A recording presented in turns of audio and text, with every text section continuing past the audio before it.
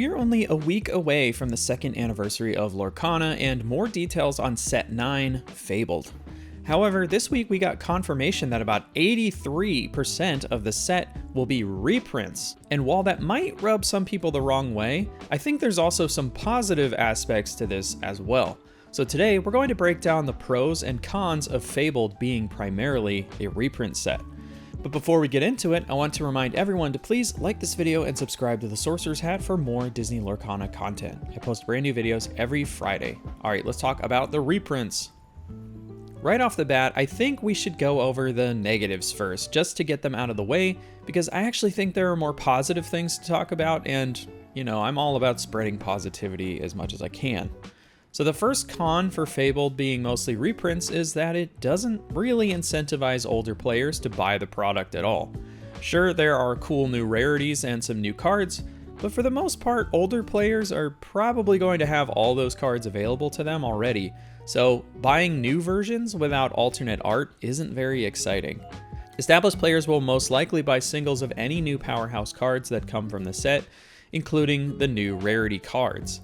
And the other con is because there isn't much incentive for established players to buy the product, it means that some of the prices of newer cards that come from the set, which, let's be honest, there could be like a powerhouse legendary or something in there that people want, it means the price of it is probably going to be pretty high on the market just because not as many people are opening product, but that could lead to an effect where more people start buying Fabled to try and get that legendary, which could make the price go down. But I would say overall it's kind of a negative if that ends up happening, but we don't really know. We haven't seen really any of the new cards from the set yet. My final negative is that all of the reprints in Fabled don't really have new artwork, so that also keeps established players from buying it because they don't need any of it. And that's just kind of a bummer because I want alternative artwork for a lot of these older cards, which gives you choice in how you build your deck in terms of style. But Ravensburger said that they are working on possibly doing that in the future, and we did see that in set 8 we got some reprints with new art, so it's not like it's out of the realm of possibility. It's just a shame that Fabled couldn't have this be a more ubiquitous feature, because I think people would probably buy more of it if that was the case. All right, let's talk about the positive aspects of a large reprint set. For new players that weren't around when the game first launched, Fabled is going to be an amazing set to buy, because you'll have the opportunity to get some of the cards that you missed.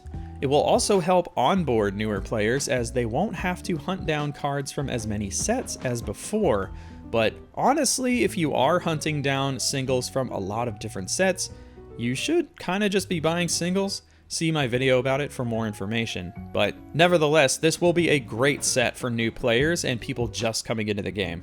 One positive aspect I haven't heard many people talk about is that older players like myself will have a lot less work to do to have a deck ready post-rotation.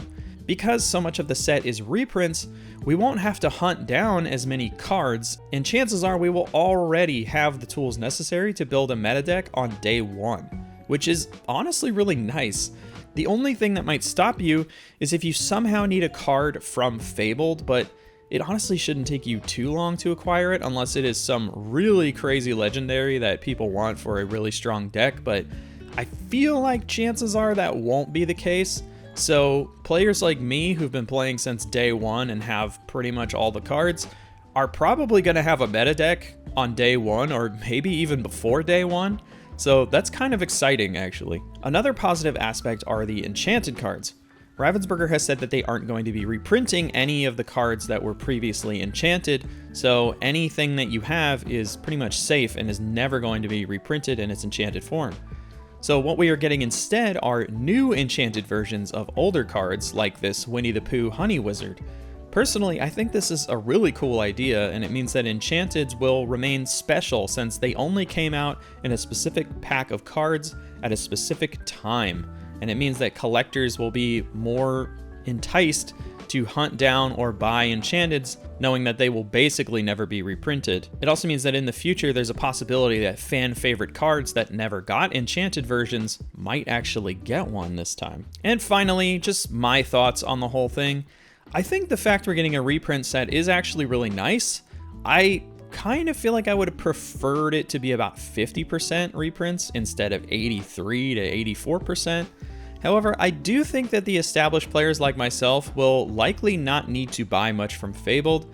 It's actually kind of a positive thing and means we can spend more time just testing new decks and preparing for events post-rotation, which honestly I'm super excited for.